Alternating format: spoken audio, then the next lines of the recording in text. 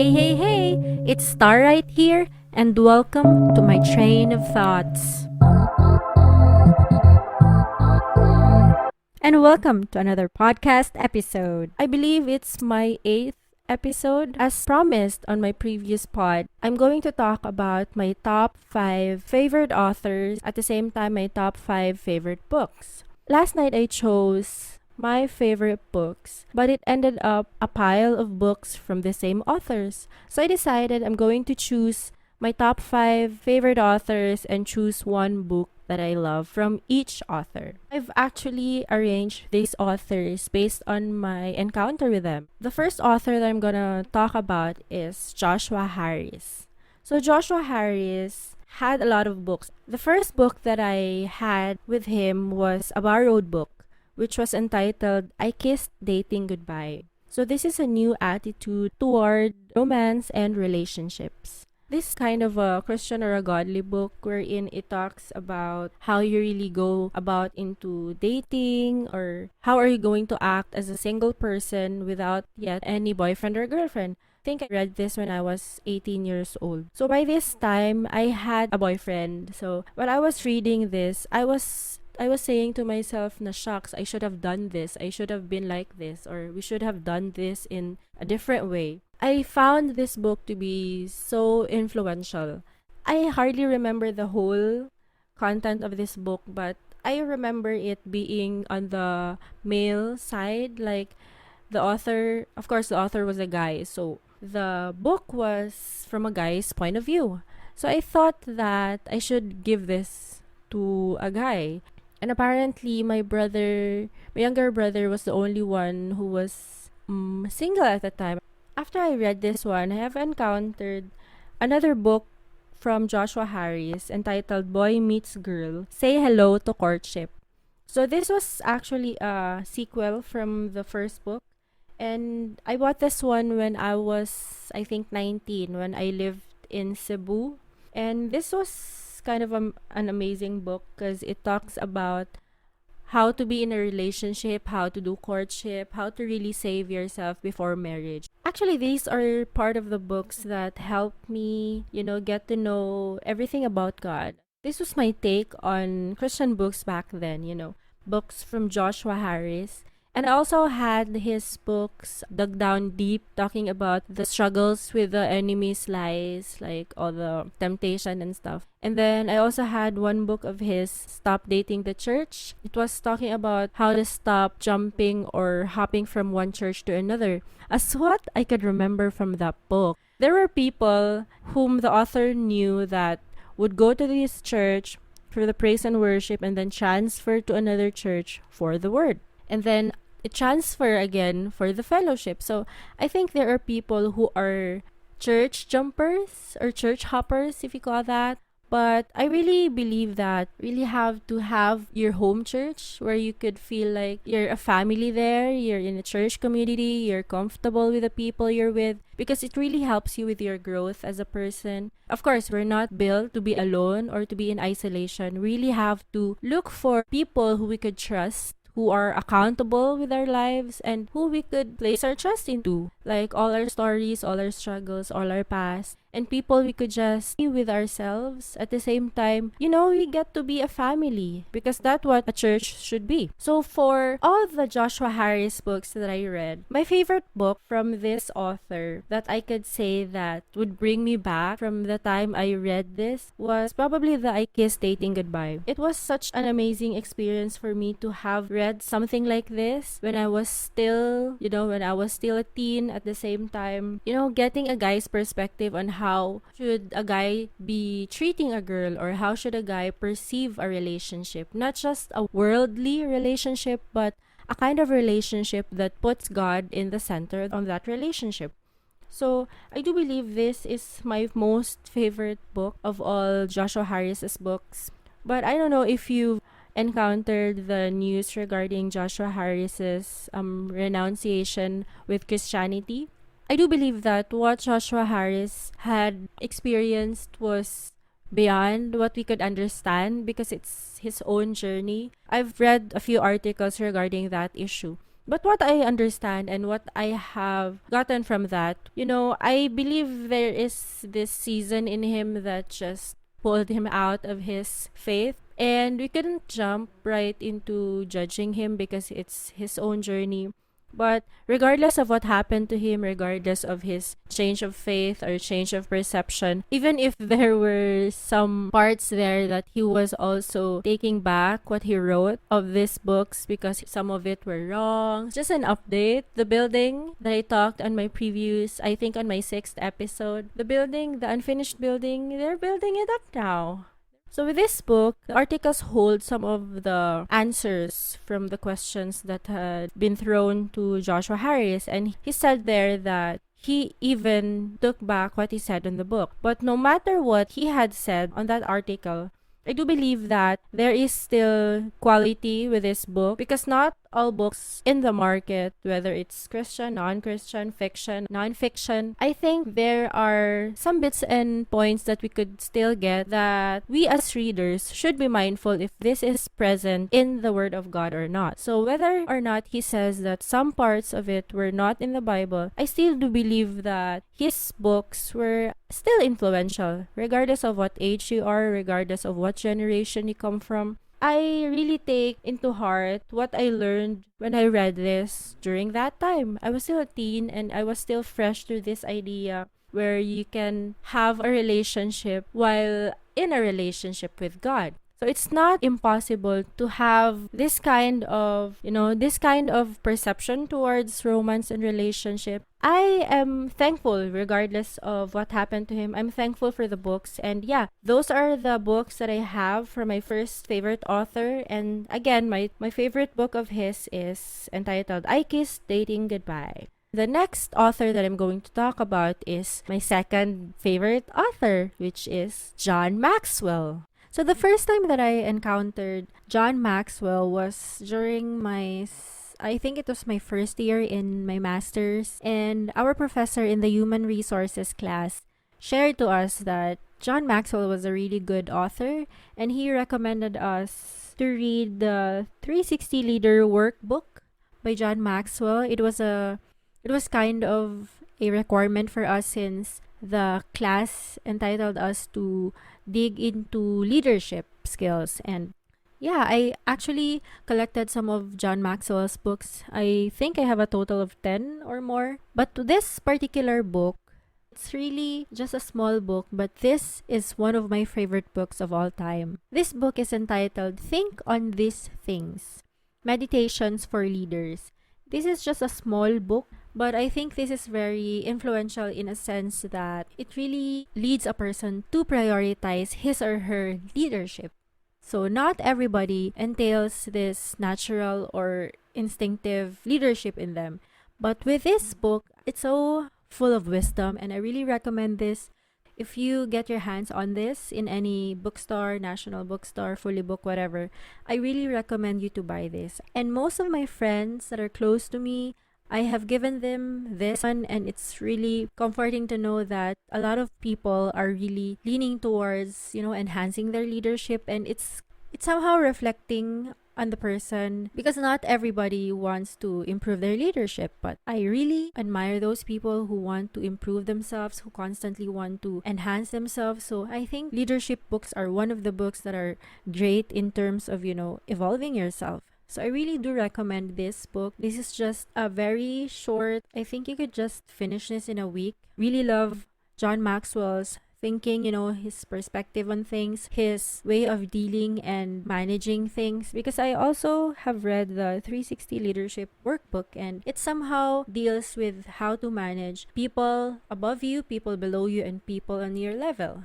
So it's like you're leading people in a 360-degree angle. Everybody and anybody leads somebody. So it's really a good investment to get your hands on books that are talking about leadership. My third favorite author is Mandy Hale. So I really love Mandy Hale's books. I actually first heard of her in a bookstore. The first book that I bought from her is entitled The Single Woman. I actually have bought this voluntarily. Yeah, 2 years ago when my boyfriend and I broke up. So I think I felt like I need to buy this book and read this since it's been years also that I have been single. So with this book, I really have felt every word from this book. It's not just talking about how to be single or what are you going to do to move on, to move forward, but it's actually taking you deeper with yourself and what to do when you're single, how to enjoy your singlehood this season. At the same time, it talks about how to really get back to the important stuff, you know. It's always going to be going back to the basics, going back to what is important to you, what do you prioritize. And at the same time, it actually talks about how to continue your journey with God and how to build up your relationship with God as a single woman. Some of my friends have noticed that whenever I read a book and then I like something, I usually take notes through my phone. So I type all the things that have hit me and typed a lot of notes from this book. It's such a comforting book. You know, it helps you deal with your grief, deal with your anger, and Mandy Hale's experiences can actually be relatable to all, especially to heartbroken women. It's really a good book to start with. I'm very much happy with my experience with this book. I also bought another book of hers entitled Beautiful Uncertainty. It's a continuation of this first book because Beautiful Uncertainty talks about singleness, surrender, and stepping out on faith. It deals with how you go through life even if there's uncertainty in this world. You don't have to constantly know everything, constantly control everything, but with this world's uncertainty, you get to step out in faith and let God control your life and let God prepare you for your future. So it's not about constantly knowing what will happen in the future, but it's putting out and increasing your faith by letting God do His work. And then the last book that I bought, this book is entitled You Are Enough: Heartbreak, Healing, and Becoming Whole. This is actually a continuation of books about singleness, about heartbreak, healing, about how to live as a single person without constantly holding on to the pain and hurt. There was this week in December 2019 where there was constant earthquakes were happening every now and then, and there would be aftershocks. So because of those earthquakes, for our clinic, we decided to close for the day because it was safe for us. We're taking care of our employees. So I remember reading this book. When we closed, I went home and, just sat on our sofa in the living room and I just read this book for 2 days. And it's just a 150 page book, but it's just so fulfilling to finish it in 2 days. And it's really good that you get to be reminded of your purpose, on your healing, on your value as a person and as a woman. Of all the books I have with Mandy Hale, The Single Woman, The Beautiful Uncertainty, and You Are Enough, I could say that my favorite is the first one, The Single Woman. Definitely on point. It was helping me through my grief, helped me to realize my value and my worth as a woman, that I don't need any guy to help me realize that I'm complete, because only with God I can find that completeness. I don't need to feel complete with a guy's presence. And the fourth author that I love is Lisa Durkhurst. So I just happened to find her books in OMF Literature and in Fully Booked. So the first book that I bought from her is entitled The Best Yes: Making Wise Decisions in the Midst of Endless Demands. The second book is entitled It's Not Supposed to Be This Way: Finding Unexpected Strength When Disappointments Leave You Shattered. And the third is Uninvited: Living Loved When You Feel Less Than, Left Out, and Lonely. Alright, so among these three books, I haven't finished the first two books that I mentioned. So I'm actually reading Uninvited and I'm almost more than halfway. And this is my favorite because it helps you remind yourself that there's nothing wrong if you have been left out or you feel lonely or you feel less than, because you have to constantly remind yourself every day that you are being loved, that you are an important person, and that you are significant, that your life is significant. Because in this world, there would always be reminders that we will not be sufficient or we will not be enough. With this book, it helped me to reminisce that I was handpicked by God, I was chosen by God, and I'm a child of God. And you have to really remind yourself that, because people or this world will constantly remind you that you're not worthy, you're not valued, and you're always going to be lacking. By and by, the enemy will always remind you that you're worthless. But in the presence of God, you have to remind yourself that we're only going to be looking through the eyes of God and not through the observation of people around us. There would always be criticisms, there would always be hurt and pain and whatever negativities there is. I've noticed that with this author, somehow relate with my deepest desperations in life. But I really enjoy reading her books, and I just encountered her in some YouTube channel that she spoke in Elevation Church, and I really love the way she told her story, her testimony. It's just so life transforming, and you really get to be inspired to continue fighting for this life because you know that God is in front of you. You know God is responsible for the battle in your life. Despite the struggles in life, despite the questions and the worries and the concerns that we have, it's always going to be fulfilling to know that God's best yes for you will not be what you expect. So whatever disappointments you have, it's always going to leave you shattered, but you're gonna get the full strength from God. And that's what I like about this book because there's always Bible scriptures available on every chapter, and I really get to immerse myself in these books.